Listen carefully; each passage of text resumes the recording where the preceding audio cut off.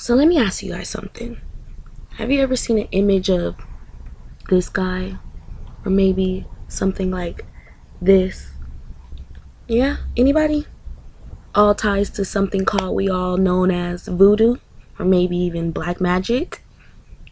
What most don't realize is that this has far history of what we don't understand and what many don't believe. But this voodoo is indeed a religion that was brought over from African slaves centuries and centuries ago when they first were brought over, mostly brought over to Louisiana. You could say around the early 1700s to the late 19th centuries, voodoo was indeed practiced as a religion. Now, I know this sounds crazy because you're like, how is voodoo a religion?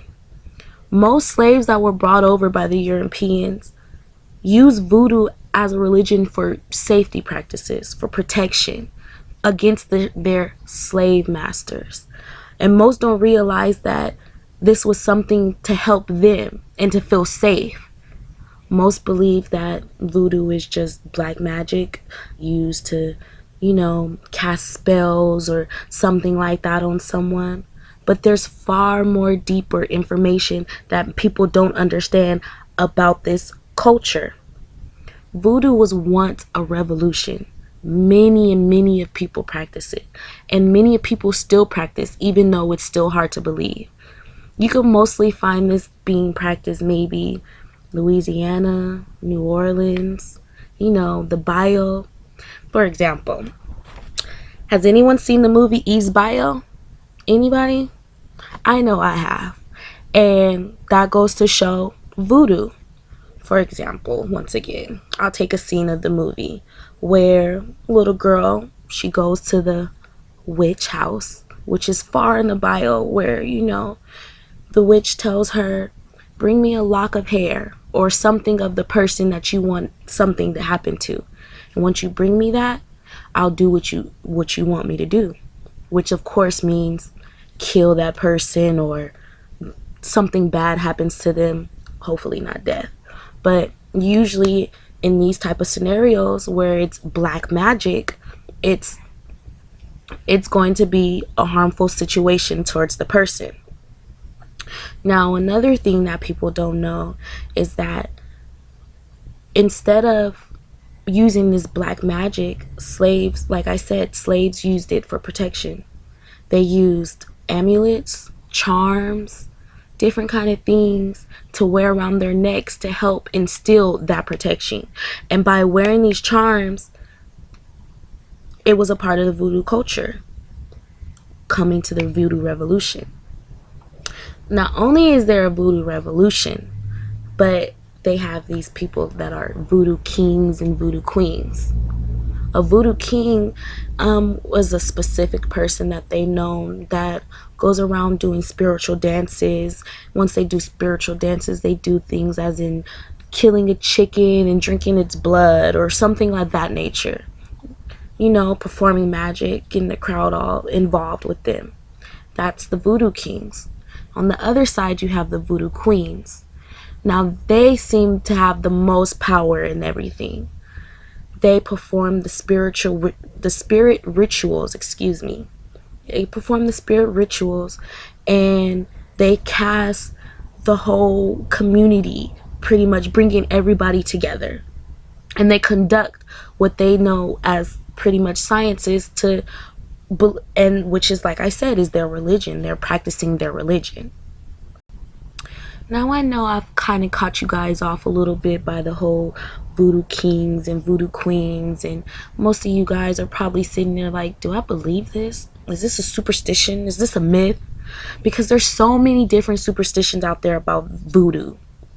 For one, they have all these different crazy things, such as a woman could take their menstrual blood and put it in spaghetti sauce and the person will fall in love with them.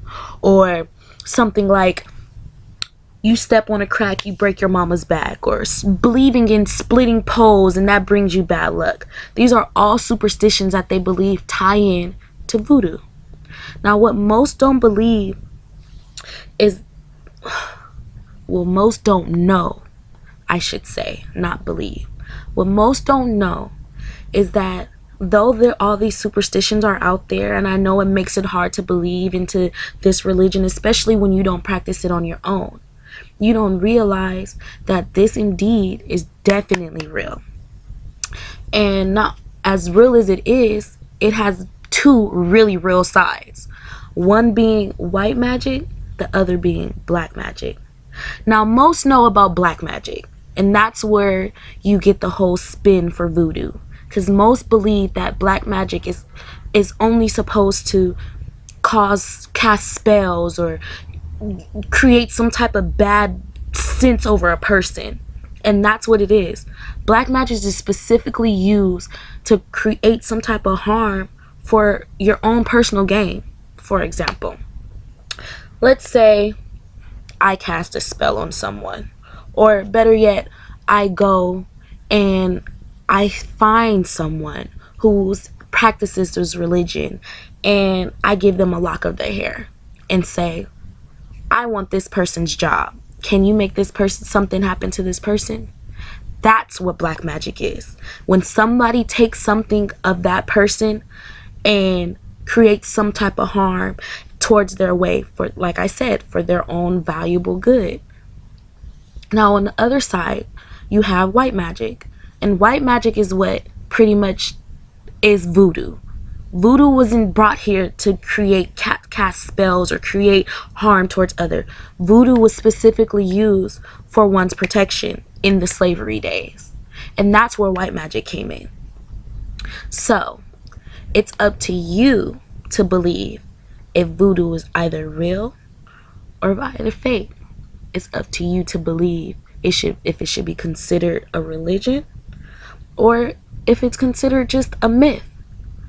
But before you believe anything that these superstitions or myths that are out, do your own research and find out where voodoo really came from, because you will be surprised just like I was. And I'm definitely going to find more information out about this. Hope you guys do the same.